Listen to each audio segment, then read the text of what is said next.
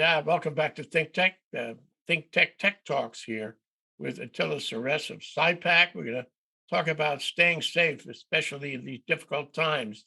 Welcome to the show, Attila. Hey Jay, thanks for having me. So you went to a conference. I need to know about the conference. The conference had a lot of big wig organizations in there, including NCIS, which we thought only existed on television. But these were real security organizations from all around, and to talk about a significant problem. Tell us about the conference and the participants and the problem. Sure. Every government organization you can think of, every four-letter word or three-letter word, FBI, NCIS, even Coast Guard, Secret Service, all these folks, state obviously, everyone was there to talk about what they're kind of getting everyone in one room and sharing their findings with the public. Now, it was kind of made clear in these presentations that although federal agencies are the ones that are the primary targets of nation state actors and the bad guys out there, it's really becoming obvious that the private sector is becoming about 75% of the attention of these bad guys. It's because they're mostly financially motivated and they want to disrupt our economy here. If you think about it, many federal contractors that are based out of Hawaii supply products and services to federal agencies. And if they can disrupt them, i.e., the supply chain, then they can disrupt the, our department, our defensive capabilities. So, if you kind of think about it from that perspective, you can see where Hawaii might become a prime target for these bad actors. And so, in this conference, they wanted to get everyone together from the federal side and communicate their findings with the private sector, showing them what they're seeing and what we can do about protecting ourselves and thus not becoming a national security risk. Well, let me talk about motivation. You mentioned, that seems to be an economic motivation these days. To wit, the Reddit attack, where they are trying to raise money and calling for millions of dollars to release information that they have inappropriately hacked off the Reddit website.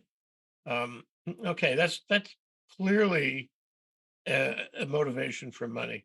But involved in that, interestingly enough, was a demand that Reddit change its pricing structure.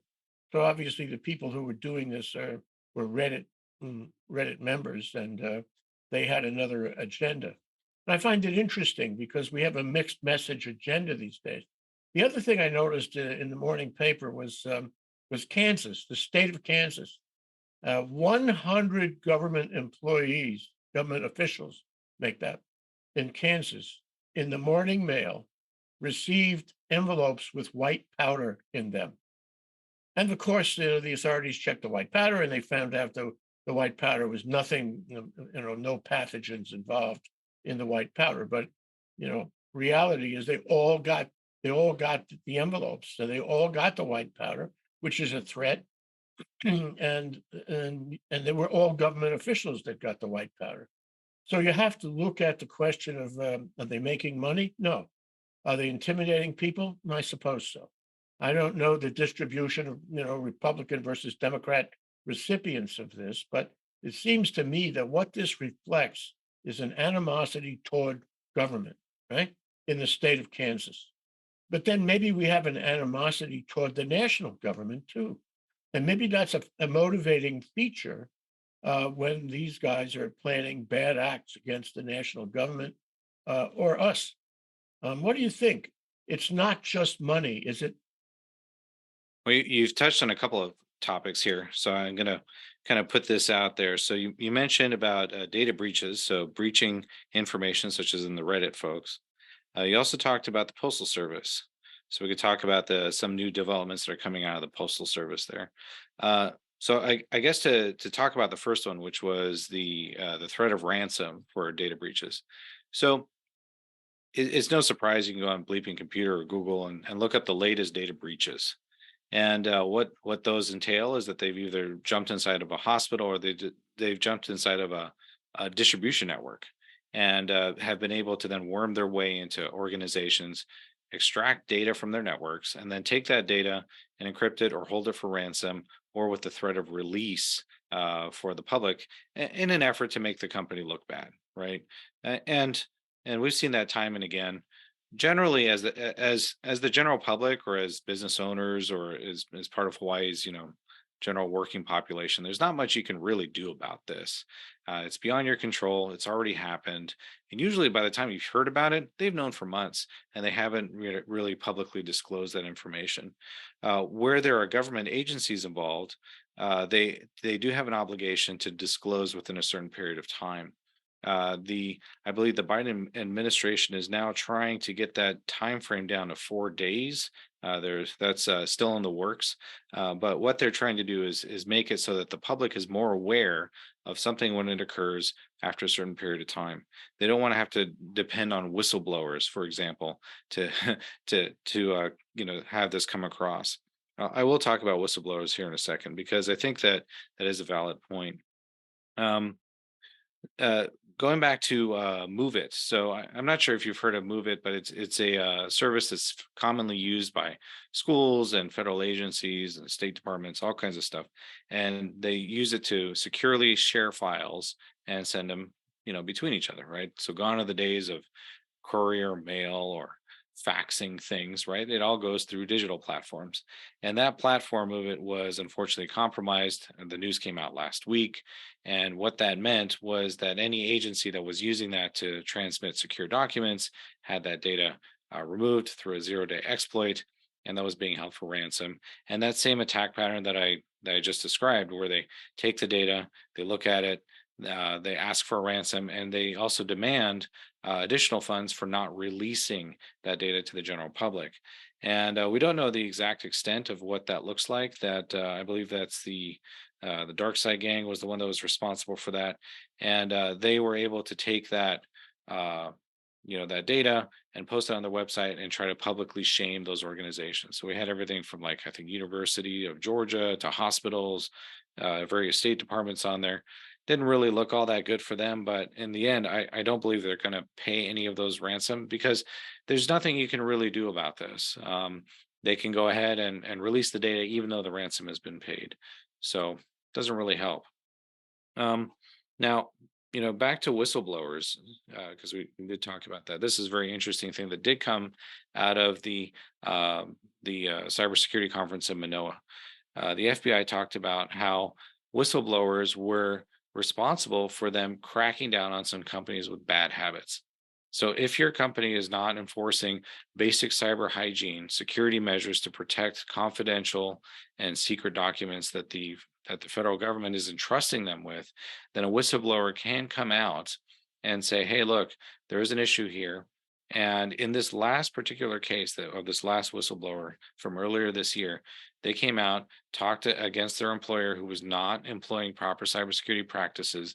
The employer was fined $9 million, and the whistleblower got about one third of that, which is about $2.6 million. Of course, I asked if that was taxable. They said it was, but that $2.6 million award was given to a whistleblower for coming out and speaking out against their employer who was not doing the right thing. So I'm glad that they are trying to incentivize this kind of behavior. Of course, I suspect that whistleblower probably didn't work there much longer, but sure. let me give you a thought about all of that. When you mentioned it, it struck me that there's another possibility for whistleblowing here, and that's someone who knows that a person is hacking. Now, granted, you can hack without anybody looking over your shoulder. Nobody necessarily would know, but sometimes they would. Sometimes it's collaborative effort. As in all human relations, you can't assume the collaboration will continue without some kind of difference of opinion. And so it's possible that one of the collaborators might be a whistleblower, not necessarily against the company who's not taking appropriate steps, but against the fellow who is, the criminal hacker. And he can report that. This sounds like the vigilante thing in Texas, under the abortion laws there. And so it's distasteful, I suppose, in some ways. But at the same time, it seems to me that if you said to a whistleblower who would report somebody he knew was hacking and engaging in these activities, you said you're going to give him 10,000 or 100,000 or $1 million for his report, assuming you catch the person based on his information. That might incentivize a lot of people, and it might really be a way to take a whack at these guys. Because right now, I'm throwing this at you. We don't have a lot of prosecutions. We don't have a lot of people going to jail, which they should be. We don't really catch them. But if we had whistleblowers, we would catch at least some of them, don't you think? Yeah, the big frustration that I heard at this conference, and I've heard this for even outside of this conference, is that many law enforcement agencies are able to find evidence of compromise well ahead of an attack. So there's something called data access brokers. And the access brokers will then gain entry inside of a network. Let's say it's a bank or a hospital, and then they're done. Then they sell that access to the next guy. And at that point, the Secret Service, FBI, Homeland Security, they're alerted that a critical infrastructure company or a company that's doing business with the federal government has been compromised. They contact them, and nothing is done. So the whistleblowers at that point can actually do something and say, like, look, we've been, we've been notified that there's an issue here, or they just see in their company in general that the company is not enforcing basic cyber hygiene, following poor practices, and they're responsible for human lives or for a national security project. And at that point, if they do speak up, they are compensated. In terms of hacking, you said something important, which was, you're worried about, one bad guy perhaps being double crossed by another bad guy, and that's absolutely correct. Um, Bad guys do business with other bad guys, and if they collaborate and they cross each other, no surprise, right? They're not honest people. And so those kind of collaboration efforts often do fall apart. And the idea that no one is watching is really not true. Perfect illustration of that is Bitcoin. Everyone thought that it was this anonymous, untraceable currency. Well, that's not the case. Public ledgers are out there, and with those crypto wallets becoming more and more public, they are able to trace and cross correlate the money, so they can see that maybe someone purchased website services through crypto, but then they also stole or did human trafficking or sold drugs to that same wallet, right? So you can cross correlate things like that, and then put together a picture or a profile of who this bad guy is. So let's assume that one bad guy goes to the FBI. This is look, I was collaborating. I want to turn myself in, but I also want to report my collaborator. And the FBI says, "Yeah, we want that." So the FBI now has a witness, and maybe it snoops over what's happening, and it develops a case, and it prosecutes, and it convicts, and it puts the fellow in jail. I mean, we're talking about, I don't know if it's a felony, but it should be felony criminal activity. And so at that point, now it's worthy of getting into the press, because if it's in the press, it's going to discourage other people from engaging in the same kind of conduct. So I can see that happening in a U.S. scenario. What I cannot see happening is in a scenario in Bulgaria, where the FBI has precious little resource or influence. But the question is, I suppose, has it happened? And do you agree with me that a public spectacular over the trial and the punishment would help discourage others? To a degree, I mean, I can only speak to the way that I've seen it played out in the past, and that usually involves informants. So in the cyber world, it's like you said, it is a bit of an ecosystem. So if you find one critical person there, so one sort of person of distribution, and then hop into and then arrest them and offer them the option for them to become an informant, then they'll generally find a lot more people involved in that kind of syndicate. And like you described, they can coordinate with local law enforcement to take everyone down at the same time. And so we've seen that over and over again on dark web marketplaces. We've seen that on informants where it comes to human trafficking, drug trafficking, that kind of thing. So the informant route is the better way to go.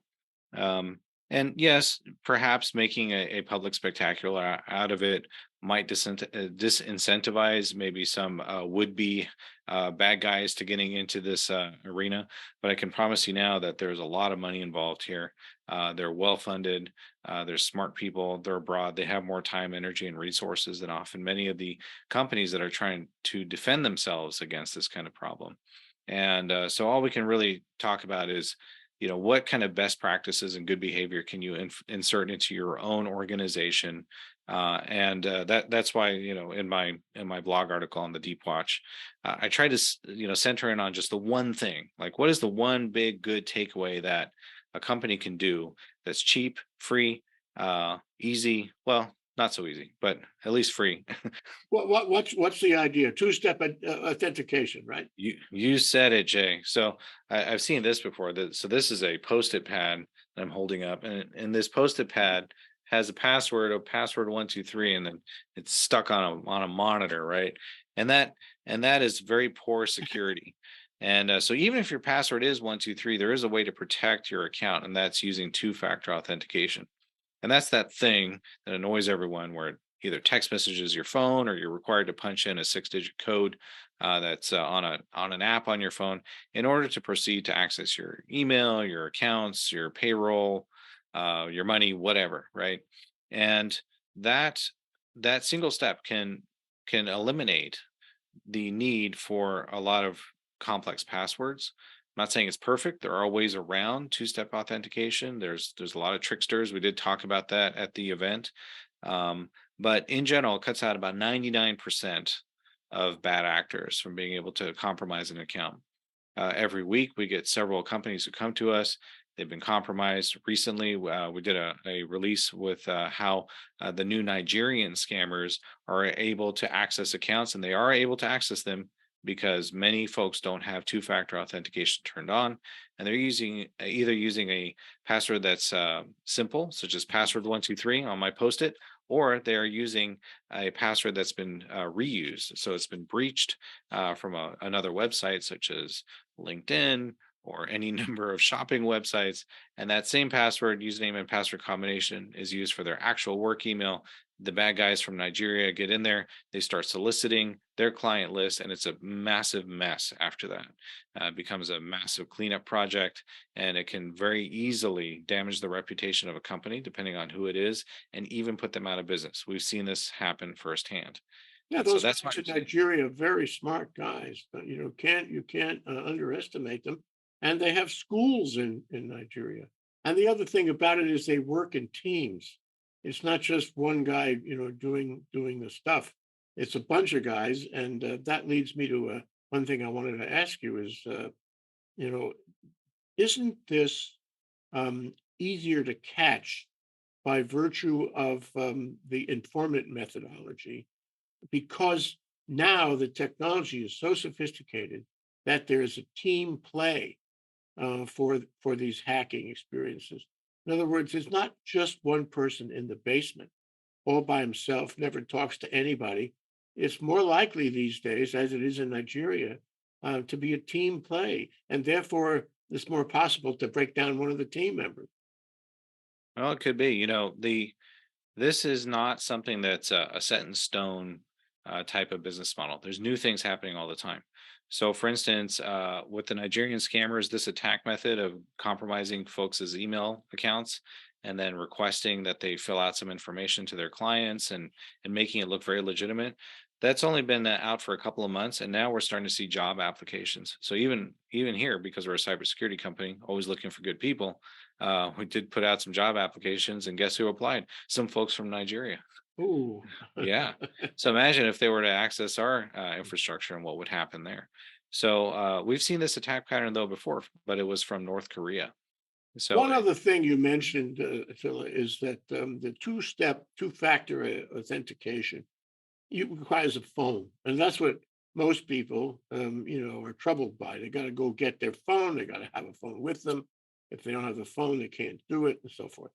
Now, I suppose two-step authentication also includes email, where you can have the email on the same machine that you need the two-factor authentication. But one thing strikes me is on your phone, you can achieve authentication if you put your finger on a fingerprint device, a fingerprint software. Biometric, yeah.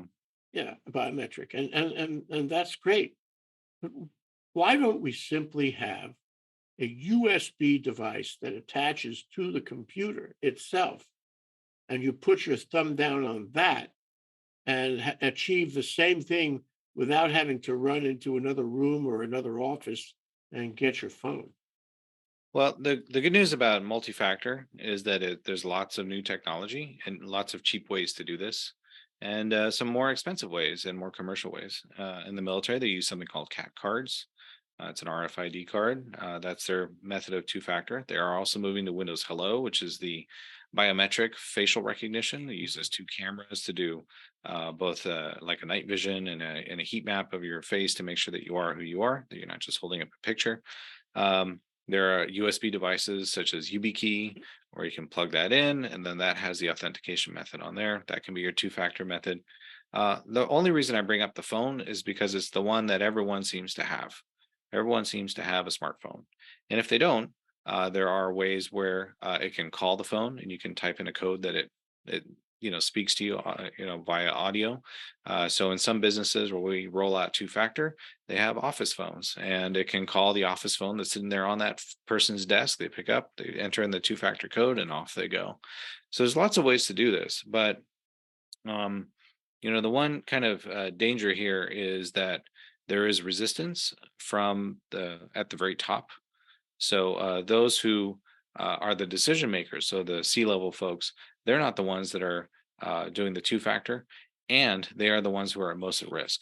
Mm. So in the cases that we've worked on recently, where hundreds of thousands of dollars have been stolen, it's all been from compromised accounts at the very highest level. And that kind of communication occurs from the highest level down. And when the boss says, "Wire this money out for $150,000 or $200,000," then there's everyone who's a subordinate, they oblige, and they don't know that that could be coming from a bad guy. So those top cyber hygiene habits, so good security awareness training, two-factor authentication, that all needs to come from that behavior needs to be installed at the very top. And I promise you this, it's very interesting what we've seen over the past few weeks. Um, Perfect English. In the past, we used to see some broken English or something weird or some tells, like they would say like regards, comma, then the boss's name. We don't see that anymore. It's because they've used AI, right? So Chat GPT or Bing or any number of others out there, and they've been able to craft these emails in real time to sound very legitimate. Mm. And we see it firsthand how they're communicating in real time with clients saying, yes, this is legitimate. Click the link. Thanks for replying. Like that kind of conversational tone that you would see normally from a human being, it's in these emails now, very fast, and it's very reputable. Tell me more about the conference. I mean, you indicated that there was something coming down the pike. Can you talk about that? What were they addressing? Well, one thing about the government is that they have secrets, and certain secrets they won't tell us. But the sense I got was that they saw a huge push towards attacking the private sector. And that prompted them to put the conference on in the first place because they want to communicate with the private sector more than ever before. In fact, our FBI contact there did mention that in his over 20 years now with the FBI, he's never seen this much communication between government and private sector. It's because they do want to get the word out. They do want to help people. They don't want our critical infrastructure to become compromised due to supply chain issues from those in the private sector. That's their partners, right? They don't want to see our businesses destroyed because of this. And there's a lot of trust. There's a lot of theft going on. Yeah, I know we talked about post office earlier, but there's some stuff going on at the post office.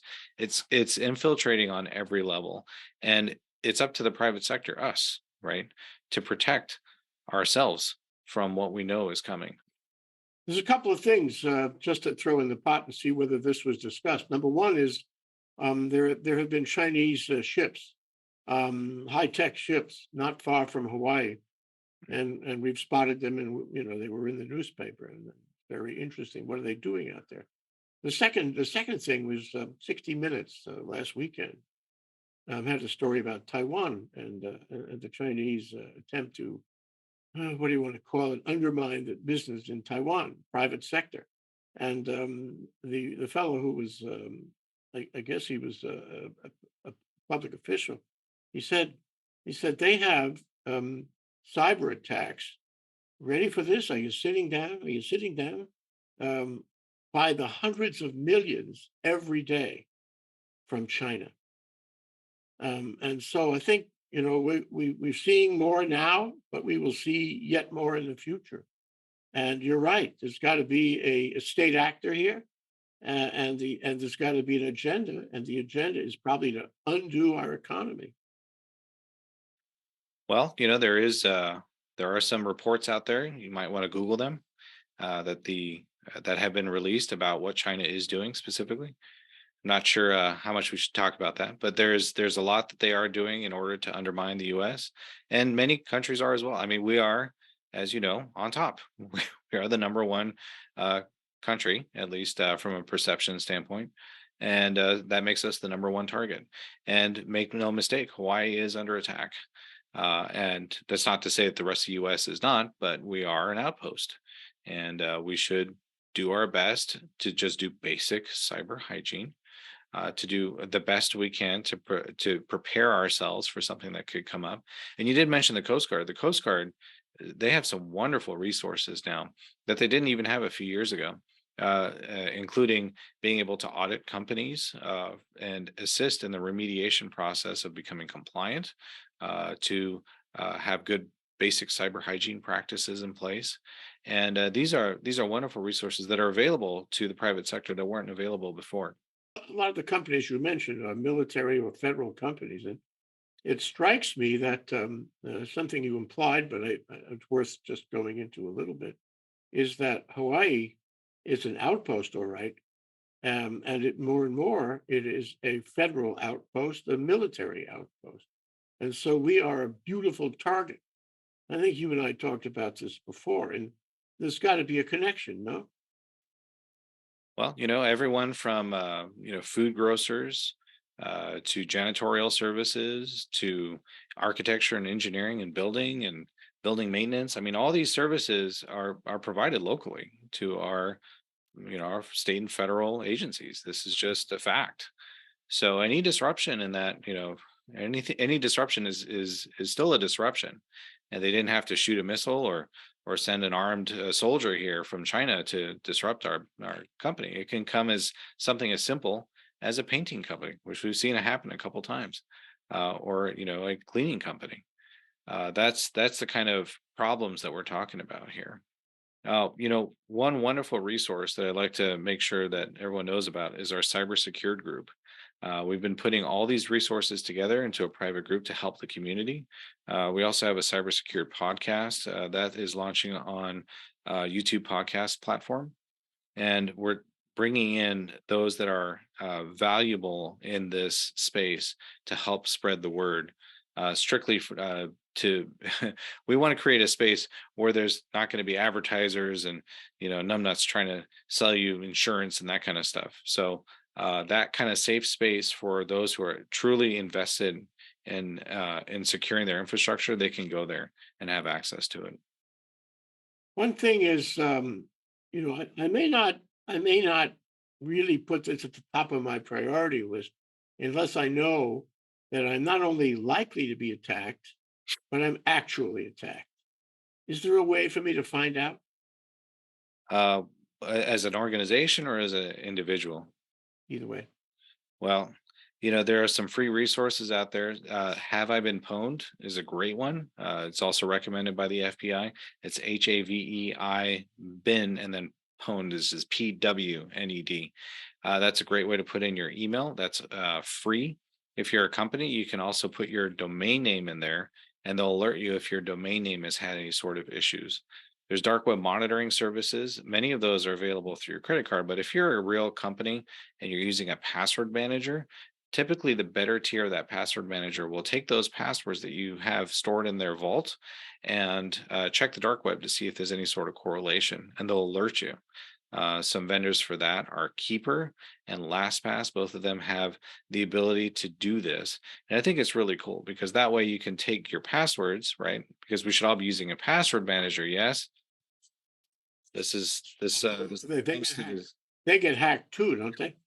They do. Unfortunately, LastPass has had 3 hacks over the past 3 years. However, there has been no evidence that the actual vaults themselves have been compromised. The way that they protect the vaults makes it so it's not such a high target. Mm. I'll tell you this: your password manager that's built into your browser, like in Chrome, those are prime targets and they're not as well protected. So, using a commercial password management solution, it's really useful. Also, Google, if you are using Google Chrome, and you do have your passwords in there, they do have a security monitoring service that's also included for free. It will perform the same activity that I just described, which it will take the usernames and passwords that are stored inside the browser, and it'll check the dark web and see if any of them have been breached or leaked, or if you have poor password hygiene at all, it's already in there. So there's a lot of like nice, neat, user friendly, cheap, or free even tools that you can use to check to see if if your information is out there, and then it gives you the option of logging into that site and fixing it, so you don't have you can remediate before the bad guys get in. Well, you mentioned two-factor identification, authentication, and I certainly agree that that's going to put the hacker to a bigger test. But and you listed half a dozen of them, and rather than having to watch this show 3 times over to get a list of those things, where can I do research on those things? Because I would like to have the protection of two-factor authentication, but I would like to avoid the humbug about it. Sure, Where sure. do I go to research this? We post a lot of these resources on our blog, which is the Deep Watch blog, and we also put them in a more permanent fashion in our cybersecurity group, which is a private group that you can request access to. A website for that is cybersecured with a D.ai, and that has a place where you can request access to those resources. Then again, we also put that on our blog. It's just we post a lot of stuff on there, so sometimes it's hard to find. We're trying to put like a more permanent resource for IT managers, business owners, everyone who's interested in securing their infrastructure into one place. That community resource is going to be hugely valuable. You mentioned that the hackers are using AI to develop more American, colloquial conversations with us. And of course, AI is on everybody's lips these days, and I reject a lot of the controversy around, its sinister effects. But I recognize there are possibilities for bad guys to use it, but I think that shouldn't stop us from using it ourselves. And the question I put to you is: we know that AI is now used against us by hackers. The question is AI being used to identify hackers and deal with them? I would really like to know. You know what's fun about AI is that it's a new term. It's kind of like saying the cloud. The cloud was a term that, and when the cloud term came out, I was like, this is it. This has been around for a long time, right? It was called other things, but previous to AI, it was machine learning, neural networks, right? These kind of things have been around for a long time, and they have been used in cyber defense for a long time, decades. So, machine learning is certainly nothing new. Yes, you should be using it. Why? Because if you're not, then you're falling behind the competition that is using it. What can you use it for? Well, a lot of choices, but like any tool, it has a specific slot in perhaps your business processes or in your marketing or in your daily communication. I have friends that love using AI to write emails, to write better emails and better communication with their clients. We have clients that use it for code debugging, right? So they're creating scripts and codes that help them do a better job. And you can use it for spell checking, for education, all that great stuff there's some wonderful uses of it. But AI itself is dumb in that it's only going to do what you ask it to do. And so if we ask it to do good things will happen. If we ask it to do not so good things, hopefully the guardrails are up. But there are lots of ways to get around those guardrails. I'll tell you. Oh, sure. Yeah. Well, is there anything that comes to mind on AI to protect me? AI to protect you. Well, one wonderful application of AI, and there's some controversy about this, but I think it's a great idea, is to use it for policy documents. Many companies say, look, we have a policy around, let's say, not bringing your phone to work or using your phone for personal things at the workplace. Or we have a policy for not opening these emails, or we have a policy for reporting suspicious emails. And that's a great and lofty goal. But many times those policies aren't exactly written out. So ChatGPT can write policies for these kind of things. And so at your organization, you can say, look, we have a policy where everyone needs to sign in at the front desk. Great. Where is it? I don't know. Let's have ChatGPT write it up. We'll print it out, put it in a binder. Now we got a policy, right? So some of these kind of things, and if you look it over at ChatGPT, you may say, oh, I agree with 1 through 5, but not 6 and 7. Let's just chop out 6 and 7. It does require some curation. But yeah, use ChatGPT to create those policies at your company that maybe you haven't exactly gone around to doing. Yeah, the future only holds more AI, I think. I can imagine a situation where AI would look at a network of users in a given company and say to the CEO, how come you're not following the policy? What's wrong with you, you bugger? You should be following your own policy and using two-factor authentication like everyone else.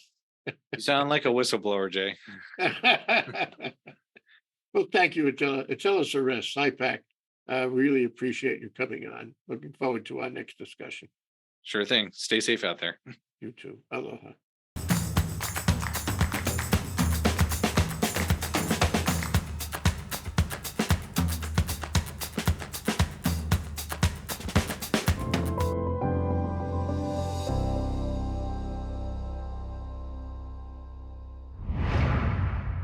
Thank you so much for watching ThinkTech Hawaii.